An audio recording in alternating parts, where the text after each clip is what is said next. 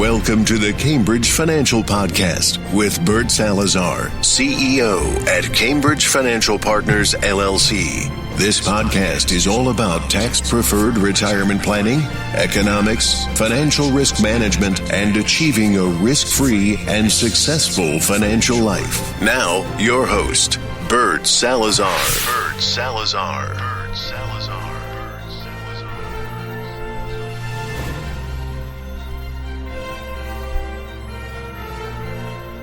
Hey, good day, everyone. Welcome to another podcast. This is episode 104 of your Tax-Free Life podcast.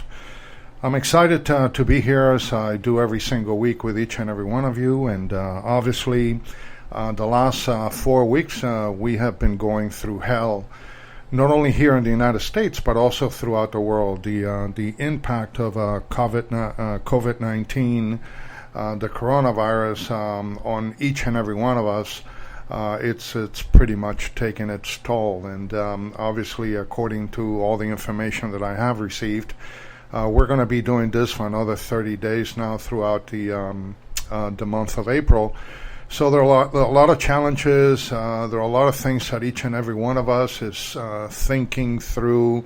Obviously, I've done a lot of thinking myself, not only from a retirement standpoint, but also from a business perspective. And I'm going to be sharing some of those ideas with each and every one of you. So first and foremost, I'm hoping that each and every one of you is doing well, that you're taking care of yourselves, that you're taking care of your families, that you're applying social distancing to everything that you do every day in life. I know that my wife and I are doing that on an ongoing basis. So, there's always a light at the end of the tunnel. It's just a matter of making certain that we can get through some of these challenges. But by the same token, I have always been the type of person that, for me, a glass is always half full. I'm very optimistic. I'm not pessimistic, but I am definitely a realist.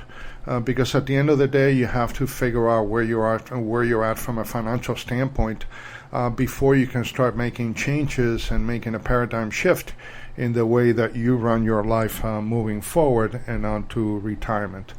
So what I have decided to do today is I'm going to share with you 3 topics that I think are going to be very important. Hopefully, these topics are going to give you the ability to start thinking outside of the box from a business standpoint. Number 1, I'm going to discuss the impact of the COVID-19 on retirement and finances. Number 2, I'm going to discuss retirement asset repositioning and what are some of the things that are available to you right now. Rather than just sitting idle and not doing anything, you need to take a proactive approach into everything that you're going to do moving forward in order to prepare yourself for the future. And last but not least, how to do more with less. So I think if we're able to attack those 3 areas from my perspective, I think you're going to find this podcast to be very, very helpful to, not only for yourself, but also for your family. So what is the impact of the COVID-19 on retirement and finances? Well, there are many of them, and some we can see because we're going through them right now, and others are unforeseen, but the more forward thinking you do, the better off all of you and all of us are going to be. So what is going to be the impact on unemployment, real estate, bankruptcies in the U.S., corporate restructures? There are many, many of them. I think last week, for the first time in many, many years, because we have had the lowest unemployment rate in the history of our country ever since they have been putting numbers together. And now last week alone, 3.2 million Americans filed for unemployment because businesses have been shut down. Any type of business that is a non-essential business is pretty much shut down. If you have a restaurant, maybe you'll do some deliveries and so forth or pickup, but everything else has been pretty much shut down. The other thing that is going to be very critical is that I feel very strongly that this COVID-19 is a preamble You can call it a catalyst to many more things to come down the pike. So, for instance, what's going to happen to real estate? Now, over the last several months, and even before the coronavirus, the real estate market, and as you know, real estate is very geographical in nature, but we have noticed, at least living in Florida, in South Florida, that the real estate market has slowed down quite a bit. The same thing has applied to other parts of the country. Now, obviously, is not coming to a full stop as it has been over the last 3.5 to 4 weeks. I was talking to one of my clients last week who owns a title company, and she was pretty much saying, Bert, we're pretty much at a dead stop right now. The only thing that is closing are things that we already have in the pipeline, and that we're very close to closing from a real estate perspective. We have also noticed a number of clients that have put the brakes on closing on real estate. So now clients have the ability to walk away from a real estate transaction because of this worldwide virus that we're dealing with.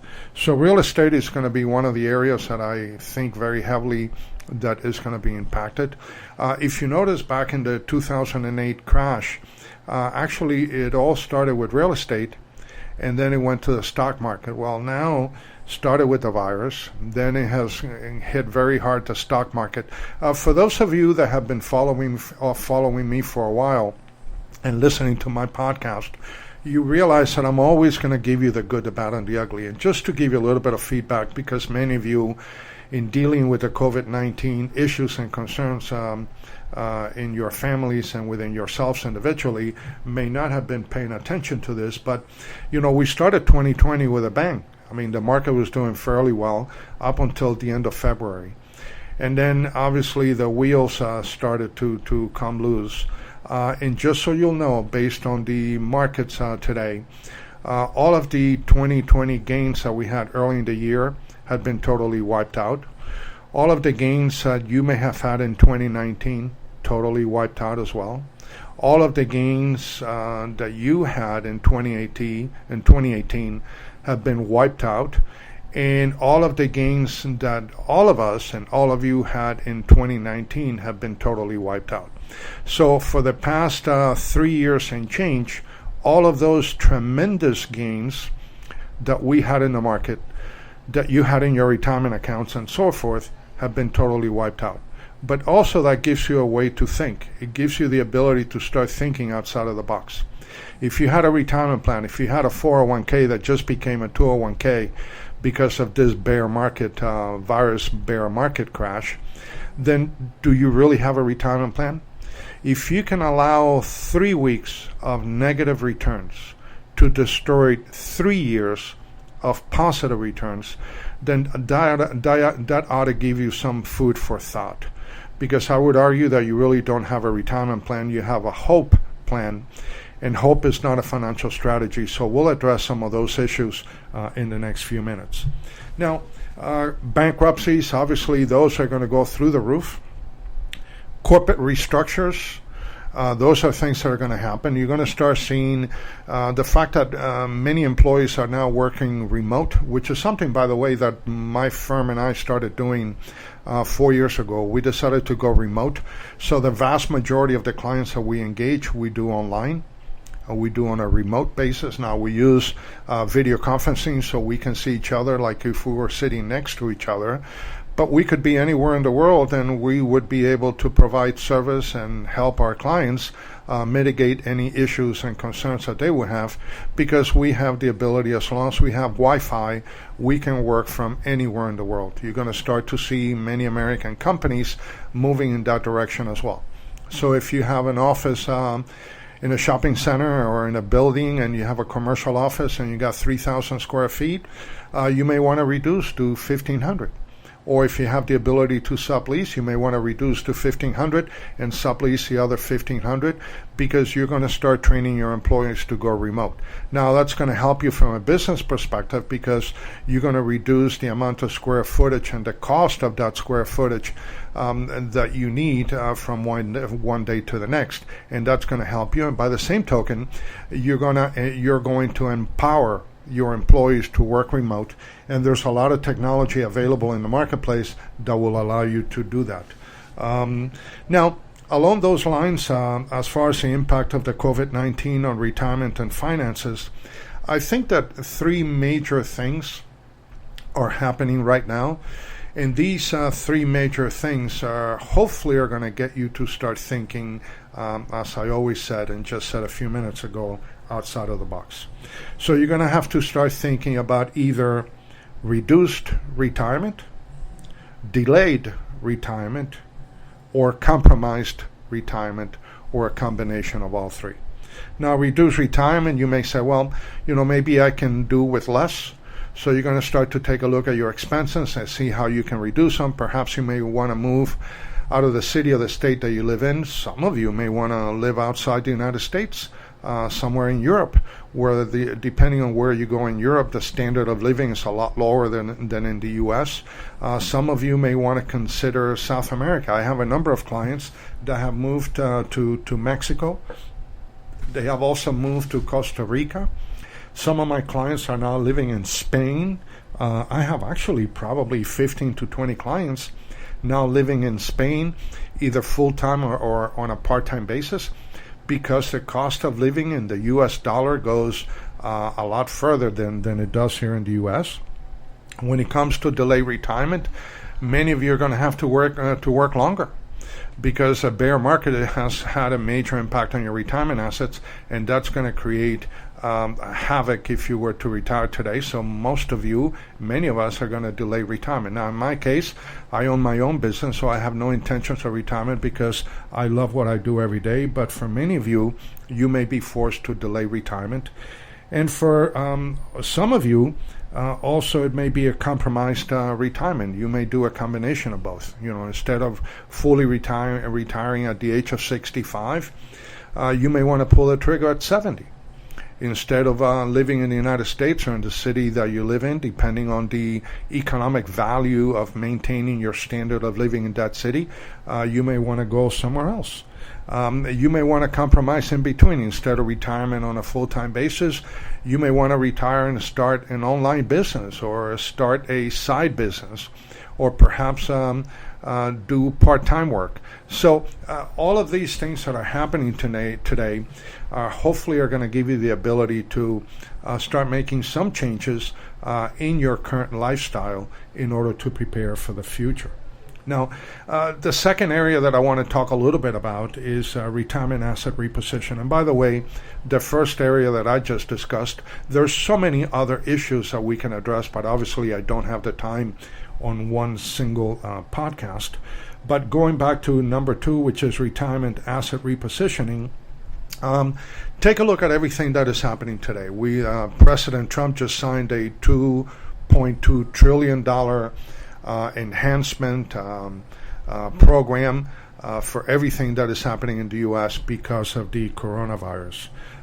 So because of that, and although I have been talking about this for many, many years, I think now this issue that I'm about to talk about has been accelerated to a much, much higher level.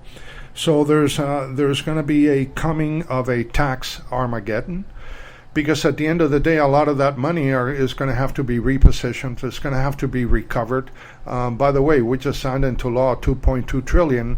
The U.S. economy is about $4.3 trillion. Those are the revenues that we generate on an annual basis, and we just increased that, and that could be not only the $2.2 trillion, but another $4.1 trillion. So when it's all said and done, we may be adding another $6.3 trillion in liabilities to the U.S. economy.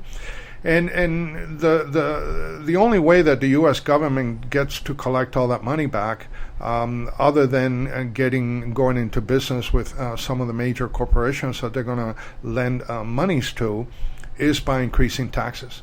And there's no doubt in my mind that in the next several years, at least after the Tax Cuts and Jobs Act, which will sunset December 31st, 2025, taxes are going to have to double in this country.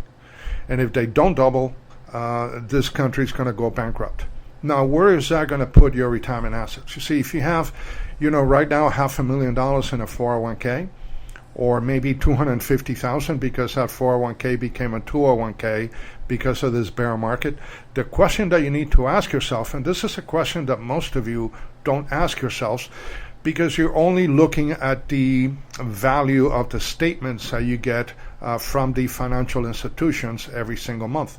So if you look at your financial statement and it says that your IRA, your 401k has $500,000, the next question that you need to ask yourself is, well, how much of that money does it actually belong to you? Because you haven't factored in taxation.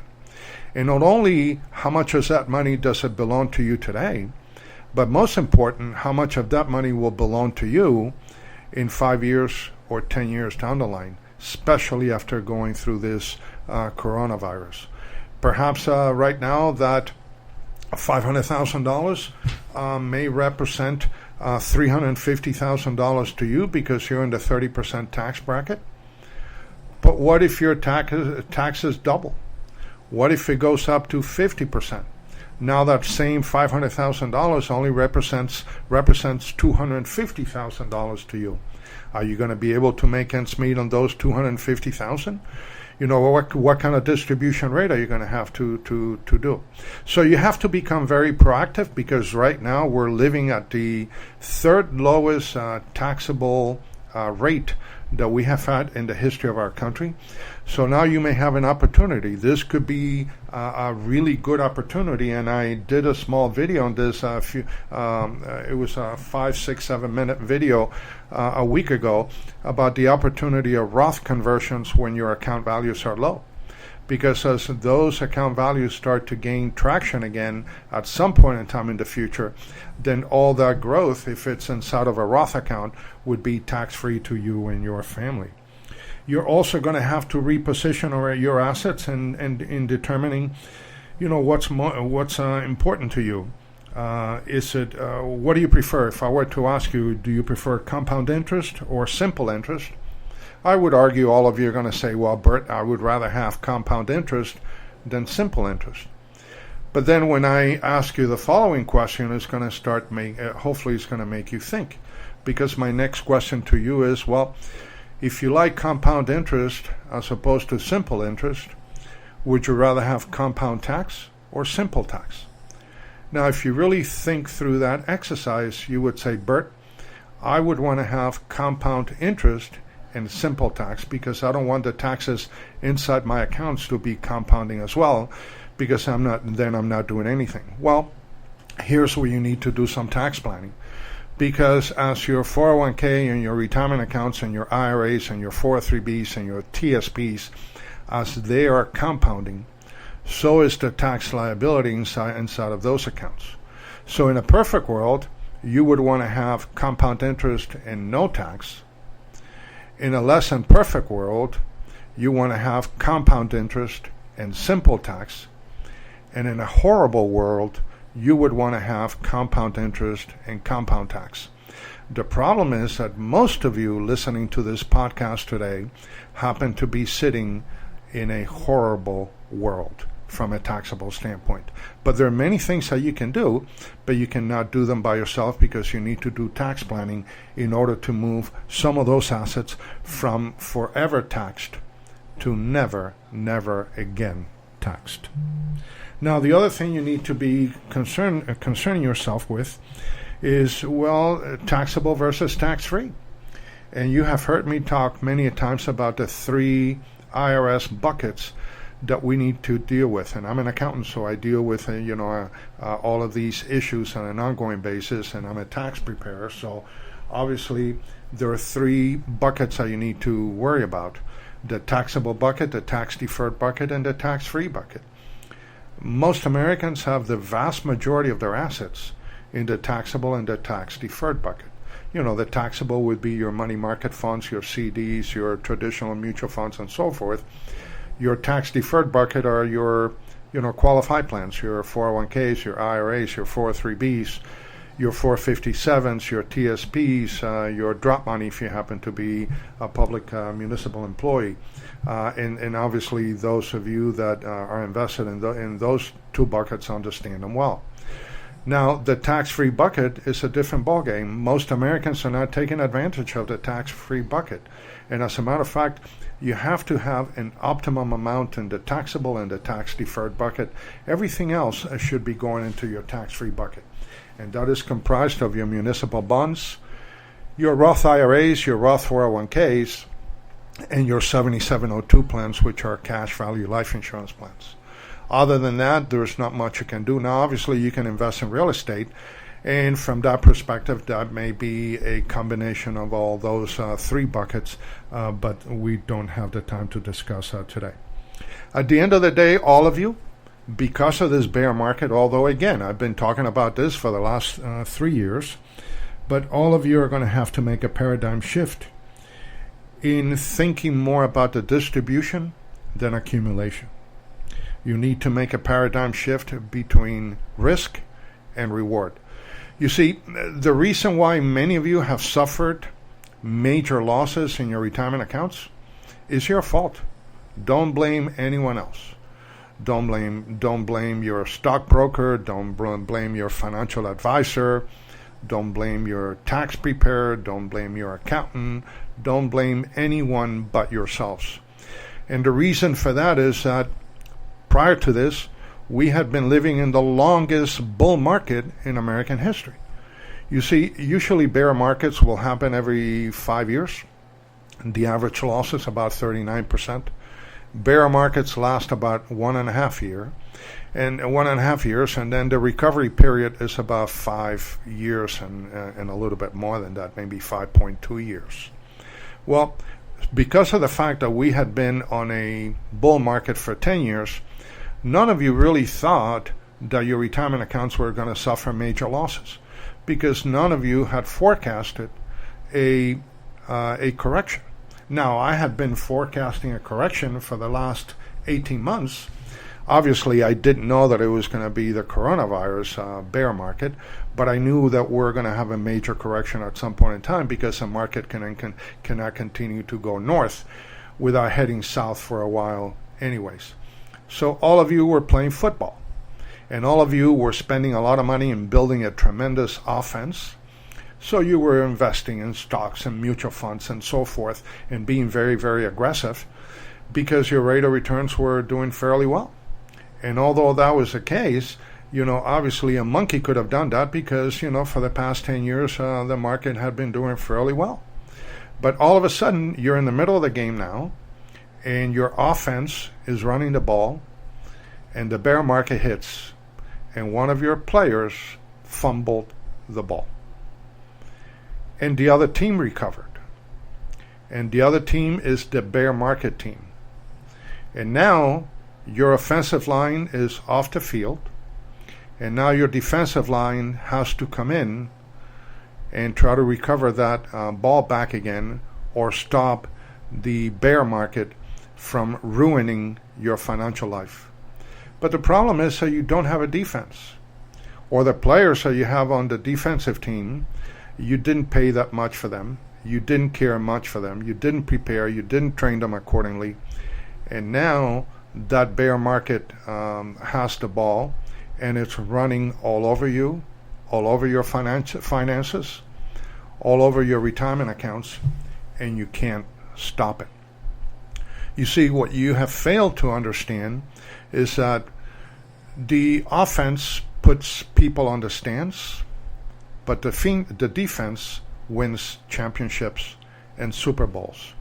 So in the Super Bowl of retirement, you need a combination between the offense and the defense, except that you didn't have any defense to begin with. And that is why you're suffering major losses in your retirement accounts.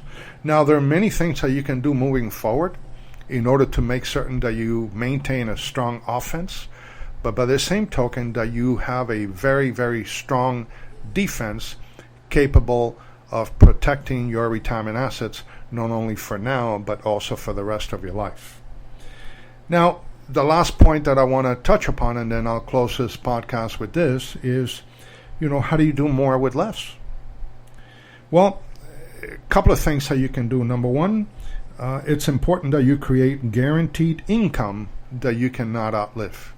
And there are many different ways in which you can create look-alike pension benefits, look-alike Social Security benefits, that as long as you're awake and as long as you are on the green side of the grass, then that income will continue to come in and never stop.